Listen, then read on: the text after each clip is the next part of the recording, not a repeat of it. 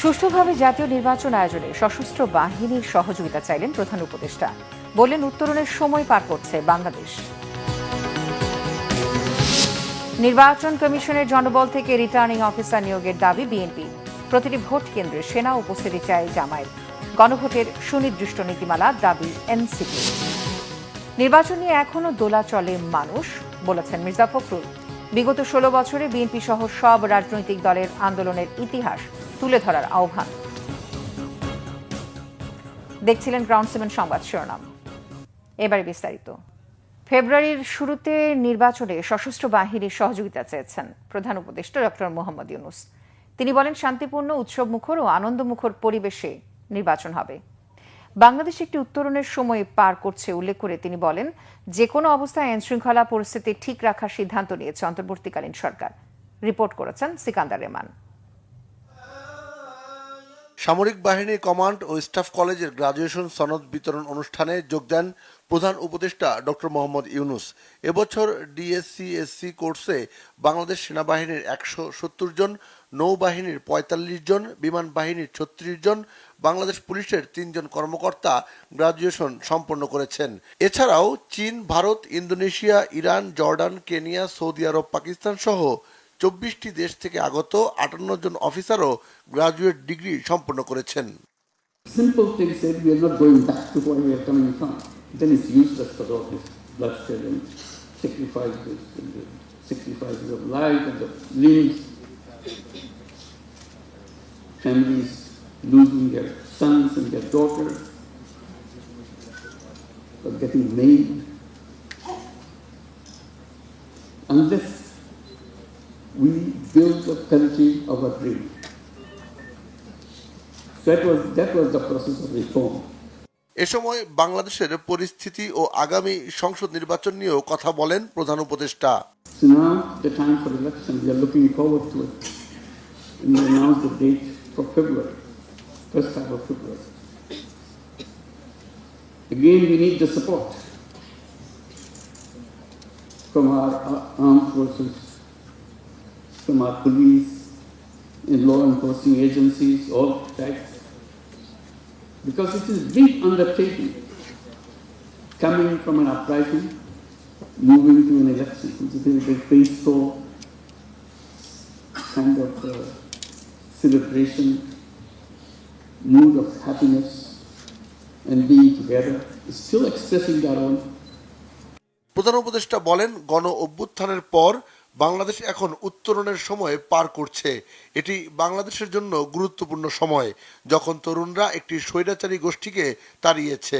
অনুষ্ঠানে 3 বাহিনীর প্রধান সহ সামরিক ও বেসামরিক ঊর্ধ্বতন কর্মকর্তারা উপস্থিত ছিলেন। সিকান্দার রেমান, বাংলা ভিশন, ঢাকা। বিএনপি স্থায়ী কমিটির সদস্য ডক্টর আব্দুল মঈন খান বলেছেন, যতই অঙ্গীকারনামা নেওয়া হোক, নিজেদের সংশোধন না করলে তা কোনো কাজে আসবে না। দেশ একটি ক্রান্তিকাল পার করছে। তাই এই সময়টিতে ইসির ভূমিকা অত্যন্ত গুরুত্বপূর্ণ। বুধবার নির্বাচন কমিশনের সাথে সংলাপের দ্বিতীয় ধাপে বিএনপি সহ 6টি রাজনৈতিক দলের মতবিনিময়ের সময় এসব কথা বলেন ডক্টর মঈন খান। রিটার্নিং অফিসারদের নির্বাচন কমিশনের নিজস্ব জনবল থেকে দেয়ার দাবিও জানান তিনি। বলেন, রাজনৈতিক দলের প্রার্থীদের নিয়ম নীতি মেনে নির্বাচন করতে হবে, আচরণবিধির প্রতিপালন করতেই হবে। এ নিয়ে দ্বিমত নেই। তফসিলের বাইরে যাওয়ার সুযোগও দেখছেন না তারা। বিএনপি যা পরামর্শ দিয়েছে সবকিছুর প্রতিফলন দেখেননি বলেও ডক্টর মঈন খান এ সময় অভিযোগ করেন। এ সময় প্রধান নির্বাচন কমিশনার এএমএম নাসির উদ্দিন বলেন, নিরপেক্ষ নির্বাচন আয়োজনে কমিশন বদ্ধপরিকর। জনগণ কাঙ্ক্ষিত মাত্রায় ভোট কেন্দ্রে এলে কেউ অরাজকতা করার সাহস পাবে না বলেও আশা প্রকাশ করেন তিনি। আমরা এই তফসিলের বাইরে আমাদের যাওয়ার কোনো সুযোগ আছে, আমি কিন্তু সেটা দেখছি না। এবং তফসিল আপনারা ভেবে চিন্তা করেছেন, আমরা বিভিন্ন মতামত দিয়েছিলাম। আমি বলবো না যে সবকিছু প্রতিফলিত হয়েছে। আমরা যে সাজেশন গুলো দিয়েছিলাম, কিছু হয়তো প্রতিফলিত হয়েছে, কিছু প্রতিফলিত হয়নি। আপনারা বিভিন্ন লোকের মতামত নিয়ে সবার সবকিছু একটা ইয়ে করে মিলমেশ করে একটা কনসেনসাসের ভিত্তিতে হয়তো একটা কিছু করেছেন। তো এখন যেটা হয়েছে, তফসিল ঘোষণার পর সে আচরণ বিধি তো আমাদের জন্য অবশ্য পালনীয়। এইটাই আমি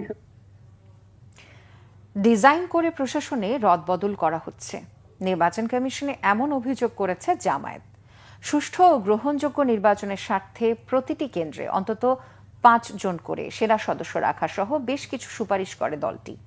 গণভোটের সুনির্দিষ্ট রূপরেখা চায় এনসিপি। আর ভোট কেন্দ্রে ভোটার উপস্থিতি বাড়াতে রাজনৈতিক দলগুলোর সহযোগিতা চেয়েছেন প্রধান নির্বাচন কমিশনার AMM নাসির উদ্দিন।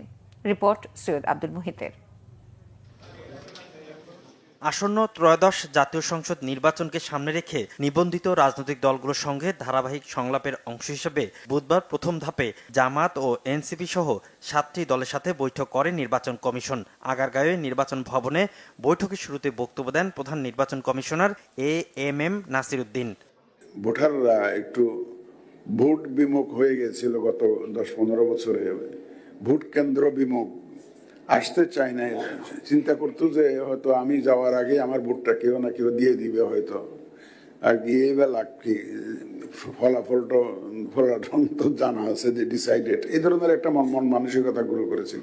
আপনারা জনগণকে একটু উদ্বুদ্ধকরণে একটা ভূমিকা রাখবেন, আশা করি যাতে মানুষ ভোট কেন্দ্রে আসে। বৈঠকে নির্বাচন কমিশনের আচরণবিধি সংশোধন, তফসিল ঘোষণার পর প্রশাসনের রদবদল ও অবৈধ অস্ত্র উদ্ধার সহ বেশ কয়েকটি সুপারিশ করে জামাত। আর কমিশনকে নিরপেক্ষতা বজায় রাখতে সুপারিশ করে এনসিপি।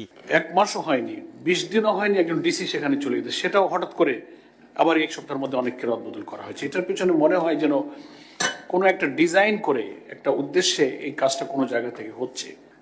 একজন সেনা সদস্য একটা ভোট কেন্দ্রে দিলে এটা খুব একটা বেশি পরিবেশের জন্য গুরুত্বপূর্ণ হয় না। সংখ্যাটা একটু বৃদ্ধি করে অন্তত 5 জন সেনা সদস্য একটা ভোট কেন্দ্রে, স্ট্যাকিং ফোর্স তো থাকেই। গণভোট কি প্রক্রিয়া হবে, কিভাবে আপনারা এটা বাস্তবায়ন করবেন, এই সুনির্দিষ্ট নীতিমালা আমরা কবে পাবো, কবে আমরা প্রচারণা করতে পারবো, সেই বিষয়ে আপনারা আজকে আমাদের একটু জানাবেন। অন দ্য কন্ডিশন দ্যাট যে ইলেকশন কমিশন, বিএনপি, জামাত এবং এরপরে নামবেন, অর্থাৎ ইলেকশন কমিশন সবগুলো দলের উপরে থাকবে, তাহলে হয়তোবা আমরা এই কোঅপারেশনে এগিয়ে আসতে পারবো। প্রার্থীদের প্রচারণার ক্ষেত্রে কমিশনকে শর্ত আরো শিথিলের আহ্বান জানায় রাজনৈতিক দলগুলো। যদি বজায় রাখতে পারে। সৈয়দ আব্দুল মুহিত, বাংলা ভিশন, ঢাকা। বিএনপি মহাসচিব মির্জা ফখরুল ইসলাম আলমগীর বলেছেন, নির্বাচনের সময় জানানো হলেও শিডিউল ঘোষণা হয়নি। এ নিয়ে মানুষ দোলাচলে আছে। জানান, নির্বাচনই শেষ কথা নয়, বরং নির্বাচনের মধ্য দিয়ে একটি গণতান্ত্রিক ধারায় ফিরবে দেশ। বিগত 1.5 দশকে যেসব দল আন্দোলন করেছে তাদের নিয়ে এমন একটি মোর্চা তৈরির কথাও জানান মির্জা ফখরুল। শেখ হাসিনার রায়ের গুরুত্ব কমিয়ে দিতে একটি মহল অত্যন্ত পরিকল্পিতভাবে মব ভায়োলেন্স করছে বলেও অভিযোগ করেন তিনি। আরও জানাচ্ছেন জাহাঙ্গীর আকন্দ। রাজধানীর একটি হোটেলে 24-এর গণ অভ্যুত্থানে বিএনপি শীর্ষক বইয়ের মোড়ক উন্মোচন করেন বিএনপির মহাসচিব মির্জা ফখরুল ইসলাম আলমগীর। এ সময় তিনি বলেন, ফ্যাসিবাদ বিরোধী আন্দোলনে কার কৃতিত্ব কি তা নিয়ে বিএনপির মধ্যে কোনো সংকীর্ণতা নেই, সংস্কার কারও একার কৃতিত্ব নয় বলে উল্লেখ করেন তিনি। শেখ হাসিনার রায় নিয়েও কথা বলেন মির্জা ফখরুল। আমার মাঝে মাঝে হতাশ লাগে যখন দেখি যে আপনার একদিকে ফ্যাসিস্ট হাসিনার মানবতা বিরোধী অপরাধের জন্য রায় দেওয়া হচ্ছে কোর্টে, অন্যদিকে দেখি মব ভায়োলেন্স চলছে। এটা কিসের আলামত আমি জানি না। আমি তো মনে করি যে ওই রায়ের যে গুরুত্ব সেটাকে কমিয়ে দেওয়ার জন্য একটা বিশেষ মহল অত্যন্ত সচেতনতার সঙ্গে, অত্যন্ত ধূর্ততার সঙ্গে, চালাকির সঙ্গে সেটাকে ভিন্ন খাতে প্রভাবিত করার চেষ্টা করছে কিনা, এই বিষয়গুলো আমাদের খেয়াল রাখতে হবে। মির্জা ফখরুল বলেন, বিএনপি বিপ্লবী দল নয়, গণতন্ত্রে বিশ্বাস করে, সবাইকে নিয়ে একসাথে একটি গণতান্ত্রিক রাষ্ট্র করতে চায়। কেউ যদি বিএনপিকে ভিন্নভাবে চিত্রিত করতে চাইলে কোনোভাবে তা মেনে নেওয়া হবে না। আজকে বিএনপির সবসময় বিএনপির উপর দায়িত্বটা বেশি বর্তায়। আজকে নির্বাচন আসছে, বিএনপির উপরে দায়িত্ব বেশি বর্তেছে এবং বিএনপিকে সত্যিকার অর্থেই এমন একটা মোর্চা গড়ে তুলতে হবে যে মোর্চা গণতন্ত্রের জন্য লড়াই করেছে অতীতে, লড়াই করবে এবং গণতন্ত্র এখানে প্রতিষ্ঠানিক রূপ দেবে। এই মোর্চাই আমাদেরকে এখানে গড়তে হবে। আজকে আমরা একটা ট্রানজিশনাল পিরিয়ডে আছি, একটা দোলাচল চলছে। নির্বাচনের সময় ঘোষণা হয়েছে, এখনো শিডিউল হয়নি, হবে আশা করছি। নির্বাচনই কিন্তু সব শেষ নয়। নির্বাচনের মধ্য দিয়ে একটা ডেমোক্রেসিতে ফিরে যাওয়া এবং একটা ডেমোক্রেটিক কালচার গড়ে তোলা, যেটা আমাদের সবচেয়ে বড় অভাব। অনুষ্ঠানে অন্য নেতারা বলেন, একটি মহল দেশকে পরিকল্পিতভাবে অস্থিতিশীল করার ষড়যন্ত্র করছে। বাংলাদেশে আগামী নির্বাচন অনুষ্ঠান ছাড়া বাংলাদেশ কোনোভাবেই রক্ষা করা যাবে না। বাস্তবে এখন যেটা আধা নৈরাজ্য চলছে, কোথাও দেশে কোনো সরকার আছে বলে বোঝা যাচ্ছে না। সেজন্য একটা শক্তিশালী রাজনৈতিক সরকার ছাড়া বাংলাদেশের বিদ্যমান যে চ্যালেঞ্জ, কোনোভাবেই তাকে এগিয়ে নেওয়া যাবে না। বাংলাদেশ থেকে ফ্যাসিবাদী আওয়ামী লীগ এবং তাদের যে নেতৃবৃন্দ যারা ছিল ৩৬শে জুলাই ২০২৪ সাল, সেদিন বাংলাদেশের ফ্যাসিবাদের দোসররা কাপুরুষের মতো পলায়ন করতে বাধ্য হয়েছিল। অপশক্তির বিরুদ্ধে সবাইকে সজাগ থাকার আহ্বান জানান নেতারা। জাহাঙ্গীর আকন্দ, বাংলা ভিশন, ঢাকা। পল্লবীর যুবদল নেতা গোলাম কিবরিয়া হত্যার ঘটনায় 4 স্টার গ্রুপের সদস্য শীর্ষ সন্ত্রাসী পাতা সোহেল ও বুকপোড়া সুজনকে গ্রেফতার করেছে র্যাব। মঙ্গলবার রাতে সাভার ও টঙ্গী থেকে তাদের গ্রেফতার করে র্যাব 4-এর অভিযানিক দল। বিকেলে কারওয়ান বাজার র্যাব মিডিয়া সেন্টারে সংবাদ সম্মেলনে র্যাব 4-এর অধিনায়ক লেফটেন্যান্ট কর্নেল মাহবুব আলম জানান, কিবরিয়াকে পাতা সোহেলের নির্দেশে হত্যা করেছে তার লোকেরা।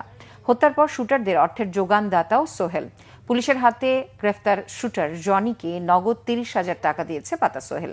হত্যার কারণ সম্পর্কে সংবাদ সম্মেলনে তিনি জানান, মিরপুরে আধিপত্য বিস্তার ও রাজনৈতিক কোন্দলের কারণে কিবরিয়াকে হত্যা করা হয়। কিবরিয়াকে হত্যা করতে পাতা সোহেলকে নির্দেশ দিয়েছে, তার তদন্ত চলছে। 5 আগস্টের পর যুবদল নেতা কিবরিয়া এলাকার প্রভাবশালী নেতা হয়ে যান। সেই সাথে তিনি চাঁদাবাজি সন্ত্রাসী কার্যক্রমে বাধা দিতে থাকেন। এর জেরে এই হত্যাকাণ্ড বলেও জানান তিনি। প্রাথমিক যে তথ্যাদি পেয়েছি তাতে উক্ত ঘটনার পিছনে আমরা রাজনৈতিক কোন্দল এবং আধিপত্য বিস্তারকে কেন্দ্র করে উক্ত হত্যাকাণ্ডটি সংগঠিত হয়েছে বলে প্রাথমিকভাবে ধারণা পাই। এছাড়াও তারা জানায় যে উক্ত হত্যাকাণ্ডটি সংগঠিত করার পিছনে একটি সুপরিকল্পিত পরিকল্পনা কাজ করে, যাতে একটি মোটা অঙ্কের অর্থ লেনদেন হয়। প্রাথমিকভাবে আমরা যেটা পেয়েছি, পাতা সোহেলি তাদেরকে, যারা শুটার তাদেরকে অর্থ সরবরাহ করেছিল। বাট পাতা সোহেল আসলে কোন জায়গা থেকে অর্থ পেয়েছে বা কে নির্দেশদাতা, এটা এখনো আমরা ক্লিয়ার না। এ ব্যাপারে আরও তদন্তের প্রয়োজন রয়েছে। কোনোভাবেই কমছে না শিল্পাঞ্চল আশুলিয়াবাসীর দুর্ভোগ। দখল, দূষণ আর নিত্যদিনের যানজটে হাঁপিয়ে উঠছে জনগণ। নেই কার্যকর কোনো ব্যবস্থা। আশুলিয়া প্রতিনিধি শেফালী মিতুর রিপোর্ট। শিল্পাঞ্চল আশুলিয়া থেকে বিপুল রাজস্ব পায় সরকার, অথচ এখানকার নাগরিক সুযোগ সুবিধা বাড়ানোর নেই কার্যকর কোনো উদ্যোগ। উল্টো প্রতিদিনই সইতে হয় নানান দুর্ভোগ। এই এলাকায় লাখ লাখ মানুষের চলাচলের রাস্তাগুলোরও বেহাল দশা। বিভিন্ন এলাকায় স্থায়ী রূপ নিয়েছে জলাবদ্ধতা। বিভিন্ন সড়ক মহাসড়কের একটি বড় অংশ দখলে নিয়েছে অটোরিকশা আর হকাররা। কয়েক মিনিটে রাস্তা পাড়ি দিতে লেগে যায় ঘন্টার পর ঘন্টা। এসব দুর্ভোগ লাঘবে কোনো উদ্যোগ চোখে পড়ে না। স্থানীয়ভাবে সামাজিক সংগঠনগুলো এগিয়ে এলেও দেয়া হয় নানান বাধা। এতদিন তো ফুটপাত ছিল, হকারদের দখলে ছিল, তখন তো আপনি করেন দেয় তোর কাছে কৈফিয়ত দিতে হবে না, যা যা করার দরকার আমরা করবো। এটা আমরা বিএনপির অফিস করি, তুই মাতবর হয়ে গেছ গা, তুই বেশি বাইরে গেছ গা, এগুলো বলে আর কখন বিধান কি দিচ্ছে।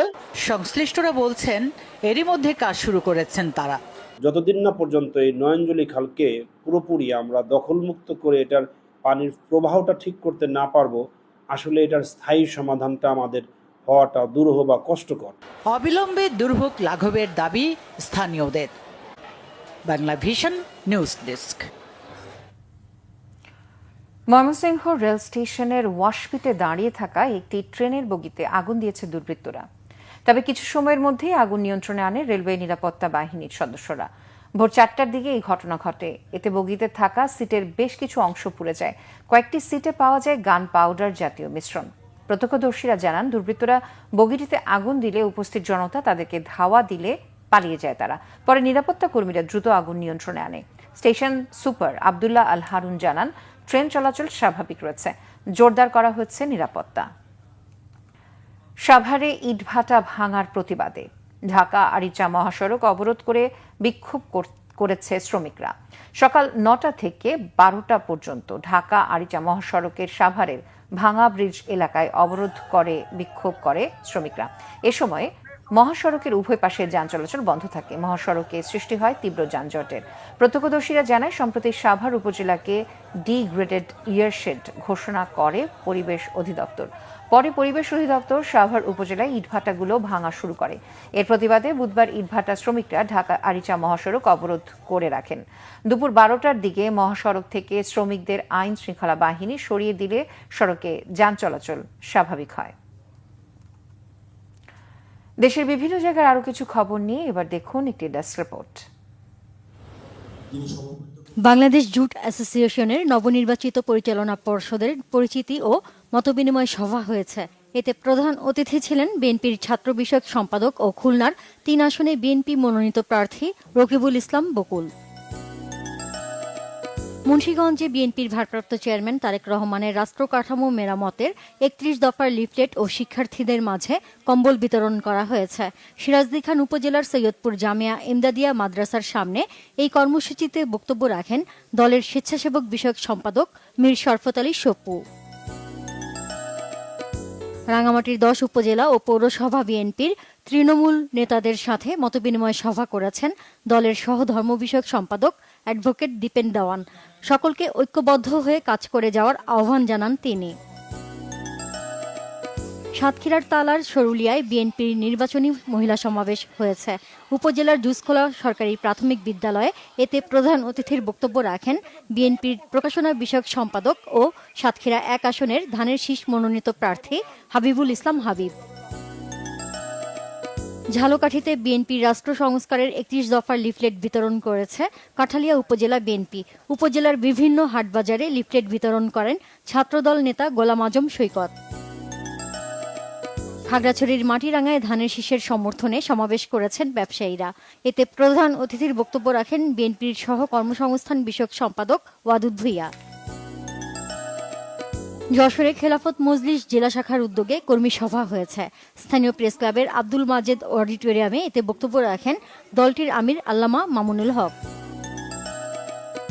শিক্ষার গুণগত মান উন্নয়নের লক্ষ্যে মতবিনিময় সভা হয়েছে নোয়াখালীর পৌর এলাকার আহমদিয়া আদর্শ উচ্চ বিদ্যালয়ে। এতে বক্তব্য রাখেন কুমিল্লা মাধ্যমিক ও উচ্চ মাধ্যমিক শিক্ষা বোর্ডের চেয়ারম্যান মোহাম্মদ শামসুল ইসলাম। নীলফামারী মিনি স্টেডিয়ামে age group cricket development campaign হয়েছে। এতে প্রধান অতিথি ছিলেন বাংলাদেশ ক্রিকেট বোর্ডের পরিচালক ও বয়সভিত্তিক ক্রিকেট কমিটির চেয়ারম্যান আসিফ আকবর। এর আগে জেলার 3টি স্টেডিয়াম পরিদর্শন করেন তিনি। এক কর্পোরেশন এক কমিশন সহ 5 দফা দাবিতে নরসিংদীর পলাশে গেট মিটিং ও মানববন্ধন করেছেন ঘোড়াশাল পলাশ সার কারখানার শ্রমিক কর্মচারীরা। কারখানাটির 1 নম্বর গেটের সামনে ঘোড়াশাল পলাশ ফার্টিলাইজার পিএলসি এমপ্লয়িজ ইউনিয়নের ব্যানারে এই কর্মসূচি পালন করা হয়। সাতক্ষীরায় জলবায়ু সুবিচারের দাবিতে পদযাত্রা হয়েছে। শহরের শহীদ আব্দুর রাজ্জাক পার্ক থেকে গ্রিন কোয়ালিশন গবেষণা প্রতিষ্ঠান বার্ষিক এবং শিক্ষা সংস্কৃতি ও বৈচিত্র্য রক্ষা টিমের যৌথ উদ্যোগে এই পদযাত্রা বের করা হয়। Medical technologist forum MTF Sylhet জেলা শাখার উদ্যোগে 10ম গ্রেড বাস্তবায়নের দাবিতে মানববন্ধন হয়েছে। স্থানীয় শহীদ মিনারের সামনে কর্মসূচিতে দাবি না মানা হলে অনির্দিষ্টকালের কর্মসূচির ঘোষণা দেওয়া হয়। একই ইস্যুতে গাইবান্ধার গোবিন্দগঞ্জ উপজেলা স্বাস্থ্য কমপ্লেক্সের সামনে কর্মসূচি পালন করেছেন মেডিকেল টেকনোলজিস্ট ও ফার্মাসিস্টরা। বিশ্ব অ্যান্টিমাইক্রোবিয়াল রেজিস্ট্যান্স সচেতনতা সপ্তাহ শুরু হয়েছে চট্টগ্রামে। এই উপলক্ষে জেলা প্রাণী সম্পদ বিভাগের উদ্যোগে শোভাযাত্রা বের করা হয়। সরকারি কর্মকর্তা কর্মচারী, ভেটেরিনারি বিশ্ববিদ্যালয়ের শিক্ষক শিক্ষার্থীরা অংশ নেন এতে। হবিগঞ্জের বাহুবল উপজেলার কল্যাণপুরে বাঁকা রাস্তা সোজা করার দাবিতে বিক্ষোভ ও মানববন্ধন করেছে এলাকাবাসী। মহাসড়কের কল্যাণপুরে এই কর্মসূচি পালন করা হয়। Naznin Akter, Bangla Vision news desk. সংবাদ শেষ করব ক্রাউন সিমেন্ট শিরোনামগুলো আরো একবার জানিয়ে। সুষ্ঠুভাবে জাতীয় নির্বাচন আয়োজনে সশস্ত্র বাহিনীর সহযোগিতা চাইলেন প্রধান উপদেষ্টা। বলেন, উত্তরণের সময় পার করছে বাংলাদেশ। ইসির সাথে বিএনপির মত বিনিময় চলছে। প্রত্যেক ভোট কেন্দ্রে সেনা উপস্থিতি চায় জামায়াত। গণভোটে সুনির্দিষ্ট নীতিমালা দাবি এনসিপি। নির্বাচন নিয়ে এখনো দোলাচলে মানুষ, বলেছেন মির্জা ফখরুল। বিগত 16 বছরে বিএনপি সহ সব রাজনৈতিক দলের আন্দোলনের ইতিহাস তুলে ধরার আহ্বান। এই ছিল এখনকার মতো। পরের সংবাদ সন্ধ্যা 7:30টায় দেখার আমন্ত্রণ রইল। এছাড়া বাংলা ভিশন সংবাদ ও সংবাদ সংশ্লিষ্ট অনুষ্ঠান দেখতে ভিজিট করুন www.bbnews24.com ও facebook.com/banglavisionnews এবং সাবস্ক্রাইব করুন youtube.com/banglavisionnews। এতক্ষণ সাথে থাকার জন্য ধন্যবাদ সবাইকে।